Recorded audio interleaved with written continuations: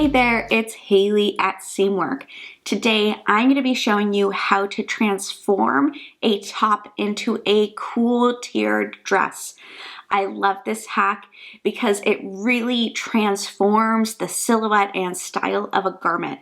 I'm going to be using the Madu top by Seamwork as an example, but you can really use any kind of top pattern for this because the tiers are gathered. It's super forgiving and works well with all sorts of patterns. So let's jump in.